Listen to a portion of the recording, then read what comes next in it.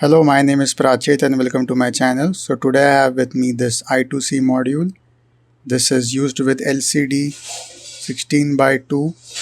Okay, so it converts this LCD into a I2C LCD. Using only two lines SDA and SCL, we can send data to the LCD to display characters. But this module can be also used as a I/O port expander. And how to do that I'm going to show you in this video. Now let's understand how this PCF85740 is connected to these pins. So LCD in 8-bit mode requires 11 lines, but this IC is 8-bit. So how can it control LCD which requires 11 lines? That's because it's using LCD in the 4-bit mode. So if you're not aware how to use this LCD in 4-bit mode, you can watch my video. The link is in the description. So this is the module and it's connected to the LCD like this. D4 to D7 are connected to the LCD. These last two pins are anode and cathode for the backlight. So this potentiometer controls the contrast, and these two pads in this module, if we short this, then the backlight LED turns on. So these four lines are not being used by this module. These are left floating. RS, RW enable are connected to this ICs P0, P1, P2. So this is the IC PCF85740. I have read its datasheet. So let me explain you the pin functionality. A0, A1, A2 are used to select the slave address. This 3 bits of the slave address, this is fixed, and the last bit is the read write. So when this is 0, we will write data to the 8-bit port. So P0 to P7 is the 8-bit port. So RS is connected to P0, RW is connected to P1, and enable is connected to P2. And D4 is connected to P4, D5 is connected to P5, D6 to P6, and D7 to P7. So the pin which is left is P3. So it's not connected to any of these pins. That's because it's designed specifically to operate the LCD. But what we can do is we can short P3 with one of these pins, and now we can use this as a 8-bit I/O expander. But what if we want to use this as a LCD driver also? So what will happen is, if this is connected to the LCD, it can cause wrong data to be sent to the LCD and can cause malfunctioning. So what we will do is we will solder one wire. We'll solder a switch between P3 and D0, but I will solder a jumper because that is cheap. So I will solder two header pins and I will use this cap to short the pins. So these are the two header pins and I will use a cap to short. So when I will short, this module is used as a 8-bit I/O expander, and when I will remove this, it can be used with LCD. So there's one more thing we need to tackle, that is this P3 is connected to ground indirectly through a resistor. So we need to figure out the track and we need to scratch and break that track so that this pin doesn't receive ground. So let's do this hack. Let's solder wire on P3 and D0.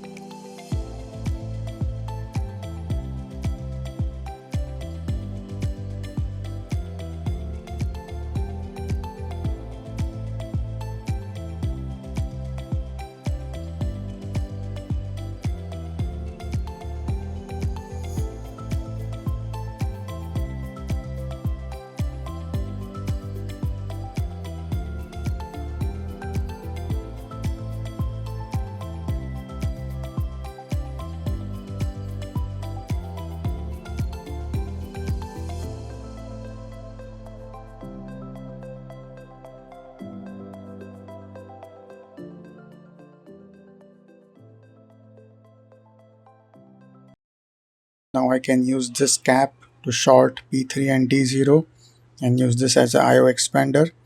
And also P3 was connected to ground through this resistor. So I found the track and I broke it by scratching it.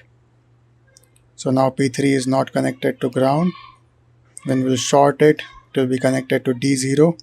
So now let's use I2C, program a microcontroller, okay, 8-bit microcontroller to bit bang I2C.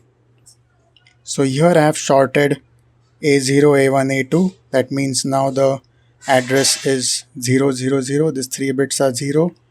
So the slave address now is 0, 1, 0, 0, 0, 0, 0. And the last bit is 0 as we are writing the data to the port. So let's write 1, 0, 1, 1, 0, 1, 1. Okay. 1, 0, 1, 1, 0, 1, 1, 0. So this is the data we are going to write. Okay. So how we write in I2C? First we send the start command, then we send the slave address. Okay. This is the slave address.